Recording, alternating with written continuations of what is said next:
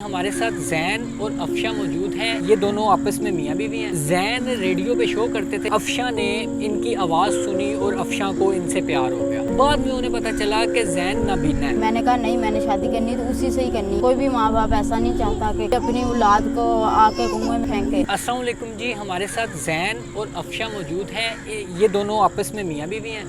इनकी love story बड़ी ना मुख्तलिफ है। जैन रेडियो पे शो करते थे, वीजे थे, तो अफशा ने इनकी आवाज़ सुनी और अफशा को इनसे प्यार हो गया। अब मज़े की बात यह है कि जैन साहब को नज़र नहीं आता, नाबीना है जैन साहब। तो अफशा ने इनकी आवाज़ सुनी, उनको प्यार हो गया और वो यही समझती थी कि जिस तरह नॉर्मली सब इंसान होंगे ये भी उसी तरह ही होंगे। लेकिन अफशा को बाद में पता चला, जब उन्हें प्यार हो गया, इजहार हो गया, तो बाद में उन्हें पता चला कि जैन नाबीना है। तो आइए इनसे बात करते हैं कि ये सारा सिलसिला कैसे हुआ। अच्छा जैन साहब, मुझे सबसे पहले ये बता दें कि आप नाबीना मतलब कैसे हुए, ज़रा उस बारे में बता दें। शुरू से बचपन से नाबीना है या? जी, सबसे पहले तो मैं ये कहना चाहूँगा, जहाँ तक नबीनेपन की बात है, मैं शुरू से नबीना नहीं हूँ। ठीक है। मैं अल्हम्दुलिल्लाह पढ़ता रहा हूँ, मैं स्टडी याफ्ता हूँ। ठीक है। और हुआ कुछ इस तरह सा था कि आज से कबल कोई 15-17 साल पहले की बात है। ठीक है। मेरी आंखों पे ना काला मोतिया आ गया था। काले मोतिये की वजह से जो मेरी नज़र है वो कम्प्लीटली चली गई थी, जिसके ब्याह में मुझे नज़र आना बंद हो गया। ठीक है। तो फिर मैंने यहीं से एक ऑपरेशन करवाए थे, न्यू हॉस्पिटल से ऑपरेशन करवाए थे मैंने। ठीक है। तो तकरीबन 1-2 साल तक मैं सही रहा, लेकिन उसके बाद जो थी ना नज़र फिर ख़राब होगी कम्प्लीटली, जो थी ना वो नज़र आना बंद हो गया। जब मैंने अगेन से टेस्ट करवाया तो वो लोग कह रहे थे कि आपके आंखों के जो पर्दे हैं ना वो ख़राब हो गया। ठीक है। तो पॉसिबल नहीं कि दोबारा से आपको नज़र आ जाए। ठीक तो है। खैर मैंने उनकी बात पे रियलाइज़ नहीं किया। मैंने मुख्तलिफ़ जगहों पे जाके टेस्ट वगैरह करवाए। हमारे इलाके में बहुत अच्छे हॉस्पिटल्स थे, वहाँ पे जाके मैंने मतलब टेस्ट करवाए। ठीक है। तो यहाँ के लाहौर के भी माशाल्लाह बड़े अच्छे अच्छे हॉस्पिटल्स हैं, आपको पता है। जी, तो किस्सा मुख्तसर कि उन लोगों ने कहा कि अब आपकी जो नज़र है ना वो अब नहीं बन सकती। ठीक है। तो खैर पढ़ाई का सिलसिला जो था वो तो वहीं से थम गया, बंद हो गया। ठीक है। तो शुरू से ही ना मुझे रेडियो सुनने का बड़ा शौक़ था। ठीक है। एक जैसे कि इंसान के कुछ हॉबीज़ होती हैं, तो उनमें से मेरी एक बड़ी ना मोस्ट आप कह लें मोस्ट इम्पॉर्टेंट हॉबीज़ थी कि रेडियो सुनना, रेडियो पे मुख्तलिफ आरजेस को, वीजेस को, डीजेस को सुनना ना मेरा शौक़ था। तो मेरी शुरू से कोशिश थी कि मैंने ना आरजे बनना है। ठीक है। इंशाल्लाह आरजे बनना है मैंने। तो वक्त चलता गया, वक्त गुजरता गया। तो एक दिन मैंने एक जगह पे इंटरव्यू दिया, तो उन लोगों ने कहा कि नहीं अभी जो है ना आप मतलब सही तरह से परफॉर्म नहीं कर सकते। ठीक है। तो लिहाजा मैंने उनसे ये कहा कि आप जस्ट मुझे एक शो दें, एक प्रोग्राम आप दें करने के लिए, अगर आपको लगे तो ठीक है, वगरना जैसे आपकी मर्ज़ी। खैर उन्होंने मेरी बात को रिस्पेक्ट दी, तो मैंने शो स्टार्ट किया। तो उनको मेरा शो बहुत पसंद आया, मेरा बात की, क्योंकि देखिए ना जब इंसान ऑनियर होता है तो तब इंसान का लबो लहजा कुछ और होता है, और फिर इंसान चाहे भी तो वो अट्रैक्शन जो होती है वो इंसान जो है ना अपनी उजागर नहीं कर सकता।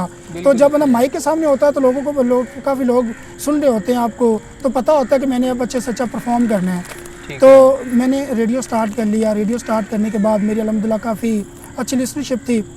ठीक है। तो वक्त गुजरता गया। एक दिन ये भी मेरी लिसनर्स में शामिल हो गई, रेगुलर मेरे शो सुनना, उनमें पार्टिसिपेट करना, कॉल्स करना, मैसेज करना, ये तमाम तर जो सिलसिला था वो चलना स्टार्ट हो गया।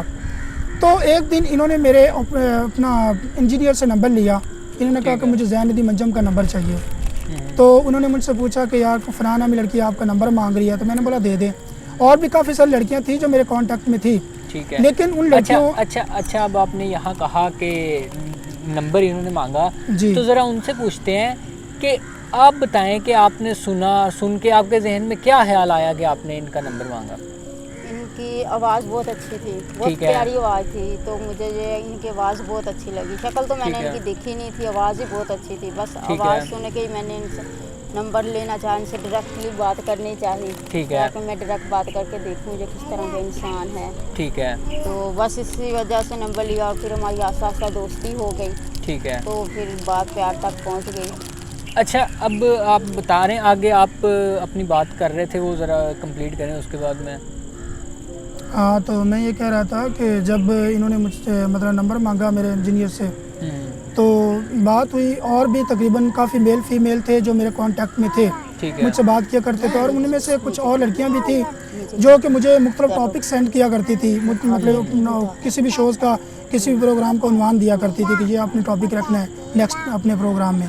ठीक है। तो काफ़ी मतलब फ्रेंडशिप थी मेरी और भी लड़कियों से। अच्छा, जैसा कि हमने सुना कि उन्होंने नंबर लिया, अंडरस्टैंडिंग हुई, तो सबसे पहले मतलब प्यार का इजहार किसने किया? उन्होंने किया या आपने किया? ये किस तरह से हुआ, ये ज़रा बता दें। जहाँ तक प्यार के इजहार की बात है वो तो इस तरह से हुआ था कि जब इन्होंने मुझसे नंबर मांगा मेरे इंजीनियर से, तो मैंने इनको नंबर बोलने का कहा।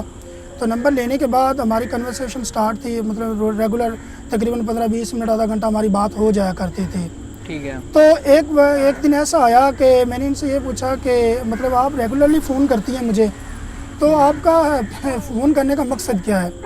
ठीक है। तो एक तो होता है ना कि मतलब जैसे कि मुझे मेरे बाकी लिस्नर हैं वो मुझे फ़ोन करते हैं, तो मुझसे कहा करते हैं टॉपिक के बारे में या कोई इन्फॉर्मेशन शेयर कर ली, तो आप प्रोग्राम से हट के मुझसे बात करती हैं, तो वाई रीज़न क्या है इसकी?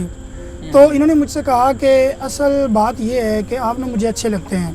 ठीक है। तो इसलिए मेरा दिल चाहता है कि मैं आपसे बात करूं। जैसे मतलब आप सिंगिंग करते हैं, आप गाने गुनगुनाते हैं, तो मुझे ना यकीनन बहुत अच्छा लगता है आपसे बात करना। तो मेरा जी चाहता है कि मैं आपसे बात करूं। ठीक है। तो मैंने इनसे यह कहा कि बात करने के काफ़ी जो है ना पहलू होते हैं, आप पता नहीं आप किस पहलू से बात करना चाह रही हैं। तो इन्होंने मुझसे कहा कि ना मैं तो आपसे फ्रेंडशिप करना चाहती हूँ। ठीक है। तो इनकी ये बात सुन के ना एकदम से मैं हंस पड़ा। मैंने बोला ये तो खैर चलो ठीक है, मैंने बोला देखेंगे। तो फिर काफ़ी दिन हमारी बातचीत चलती रही। जब मुझे लगा ना कि ये आम लड़कियों से हटके हैं थोड़ी सी, तो मुझे लगा कि मुझे इनको धोखे में नहीं रखना चाहिए। ठीक है। मुझे अपने बारे में थोड़ी सी इन्फॉर्मेशन इन्हें देनी चाहिए और अपनी बातें इनसे शेयर करना चाहिए। ठीक है। तो मैंने इनसे ये कहा कि देखें बीबी, जो आप समझ रही हैं ना, मैं वो नहीं हूँ। ठीक है, तो आप इस तरह करें कि आप पहले तो मेरे बारे में ज़रा कम्प्लीटली इन्फॉर्मेशन लें। ठीक है। आपको लगे कि मैं वाकई आपकी फ्रेंडशिप के काबिल हूँ या नहीं, अच्छा, तो उसके बाद इस तरह की बात करते हैं।